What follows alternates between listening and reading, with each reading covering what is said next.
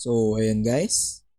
Ako po si MJ Flores ng ICCT E011 BSIT from Cainta. And today, tuturuan ko po kayo ng basics ng Java. So, ayun guys. Ang gagamitin natin na compiler or IDE para sa gagawin nating tutorial is onlinegdb.com.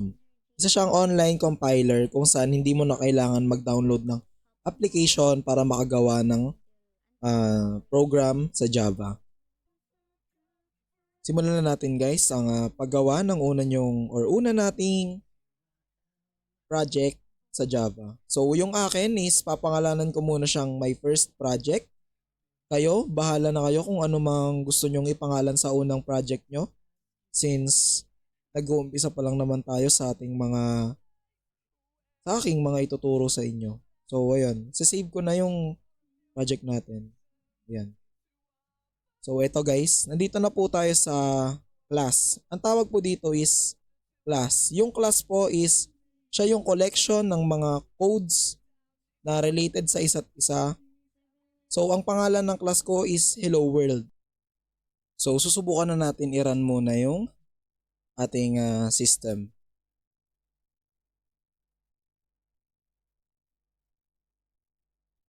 Yan. So ang system natin is gara ng maayos and wala siyang error. So ang tawag dito sa part na to guys is the main method. Any code na nasa loob ng main method ay mararan or may execute simula taas pababa. So ngayon tuturuan ko kayo kung paano mag-print ng mga bagay sa ating project. So mag-uumpisa tayo sa system .out .println. So ito yung ita-type nyo kung gusto nyong mag-print ng something sa inyong console. So bago kayo makapag-print, siguraduhin po natin na naka-enclose sa dalawang parentheses at dalawang quotation mark ang ating mga bagay na gustong i-print. And subukan po natin.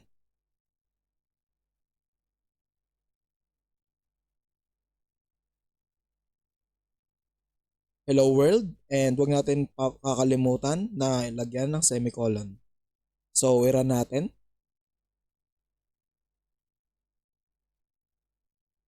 Yan. As you can see guys, nag-run Hello World ang na-display sa console natin. So ganun lang pag magpiprint kayo ng something sa inyong console. So guys, ito, tuturuan ko pa kayo ng isa pang way kung paano kayo magpiprint sa inyong console. So system .out .print, open and close parentheses, quotation mark. So let's say ang gusto mong i-print is I love her.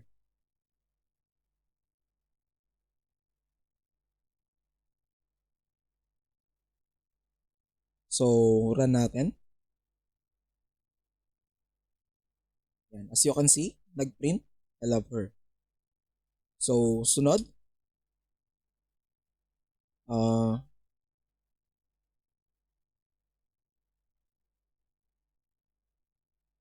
print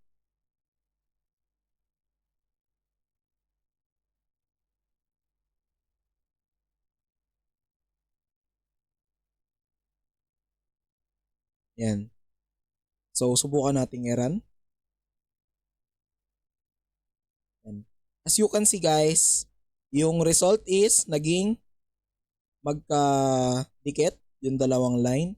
So ayan, ito pa yung isang way ng pagpiprint ng something sa inyong program. So maayos lang natin yan kapag ilagyan natin ng ln, which is short for line. Yan. So parang nag-hit ka na rin ng enter kapag nagta-type ka sa Word or Notepad, ganon yung parang effect niya. So, subukan nating i-run. Ayan. So, yun lang guys. So, next topic guys. Tuturuan ko naman kayo paano magsulat ng comments sa inyong codes. So, para sa single line comments, ganito ang gagawin nyo. Dalawang forward slash.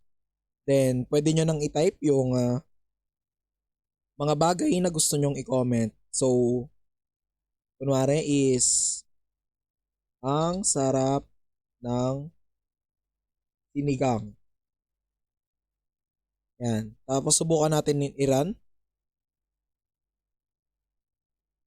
As you can see, yung na-print lang is yung output natin is yung ito, yung dalawa. Hindi nasama yung comment natin dahil ginagamit ng comment as parang pwede siya gamiting palatandaan or parang paano ba to? Parang queue, ganon. Kung sakali man na ire-report nyo para alam nyo kung nasang part na kayo ng code nyo in case na mahaba man yung code na ire-report nyo. Also, ginagamit din siya ng mga programmers para makipag-communicate kapag pinasa na nila yung code nila sa isang programmer to another programmers. So next topic tayo guys. Sa inyong harapan, makikita nyo ang iba't ibang klase ng data type na meron tayo sa Java. May int para siya sa mga whole numbers like 1, 2, 3, 4, 5 and so on. Float para naman siya sa mga numbers na may decimal places like 5.99 here on the example or 5.1, 5.2 ganon.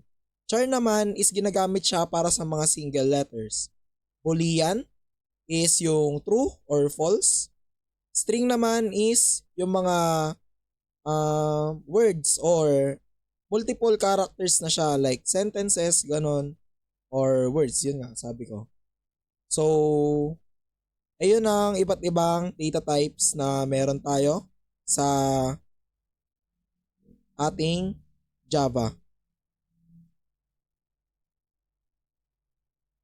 Ngayon, ang mga sumunod naman na letters na nakalagay or mga words na nakalagay like this, may num, may float num, may letters, may bool, may text. Ayan naman ang tinatawag nating variables.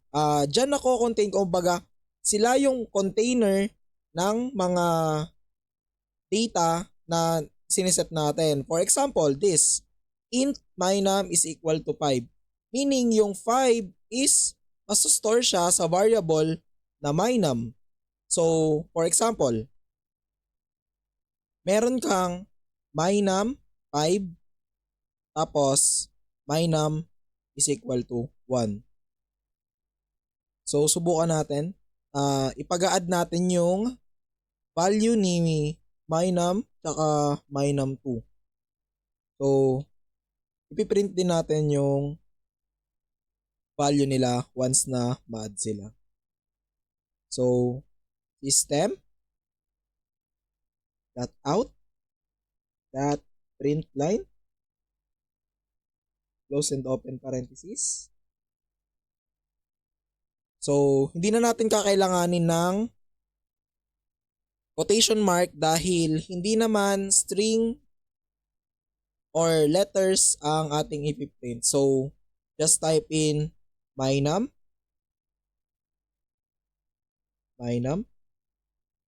plus my num 2 and semicolon. So, subukan nating i-run. Yan. As you can see, yung value ni my num 2 and my num 1 is nag-add. So, ang result is 6. Ganun lang siya simple. So, pwede rin natin tong gawin. Int my num 3. Dito naman pwedeng dito na natin ipag-add si my num plus my num 2.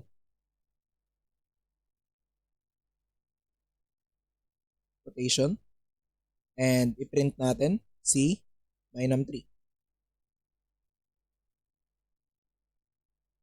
So subukan natin kung magra-run ba.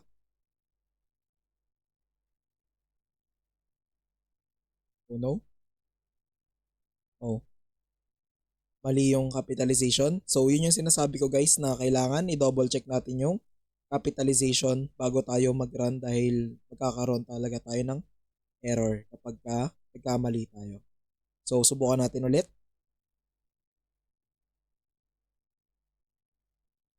So ayun, na-print ulit yung 6. So pwede rin na ganito yung gawin natin. So kunwari, gusto nyo sabihin na ayan, or ayan, the value or the total of the two numbers mynum or ito mynum 1 and 2 is print. Oh no, nagkaroon ako ng error. So nakalimutan ko lagyan ng plus. So ulit.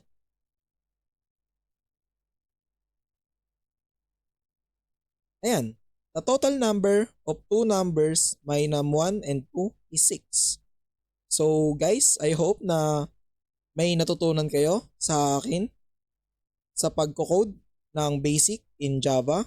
Maraming salamat sa panonood. Thank you!